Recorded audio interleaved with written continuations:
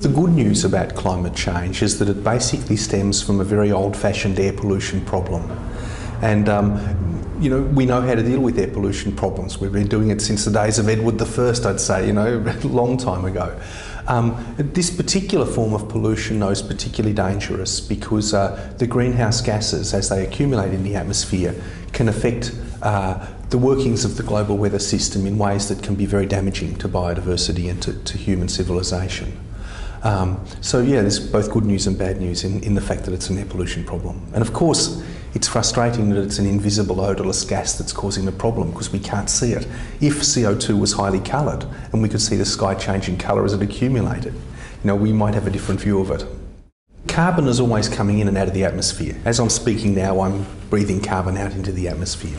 But what humans have done as they've dug up fossil fuel is released carbon into the atmosphere that has been locked away in the Earth's crust for many hundreds of millions of years. And the last time that carbon was active in the atmosphere, the world was a very, very different place.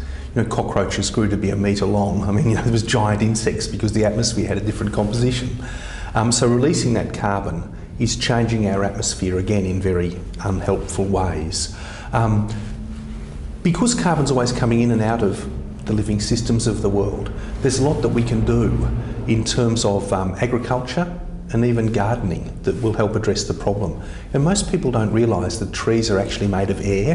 They don't come from the soil that they're rooted in. All of that cellulose and that wood and leaf matter and everything else is all made from CO2. It's been drawn out of the atmosphere. So as you watch a tree growing, you're watching carbon dioxide come out of the atmosphere. It gives you a sense of how important forestry can be, for example, in terms of drawing down CO2 out of the atmosphere. But even more important is the soil carbon store, that lovely black humus that gardeners enjoy getting their fingers into. There's twice as much carbon in that store as there is in the living tree store.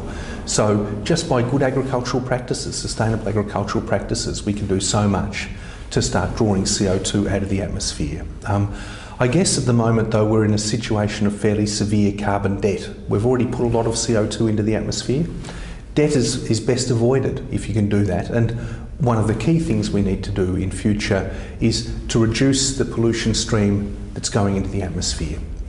The atmosphere is not a very big place. It looks big because it's gaseous, and it's very diffuse. But if you can imagine compressing all of that gas in the atmosphere down to a liquid form and comparing it with the oceans, you'd find that the atmosphere is only about 1/500th the size of the oceans. And with this huge pollution stream going into the atmosphere, the problem will be ongoing unless we can make a transition to new low emissions energy generation and transport.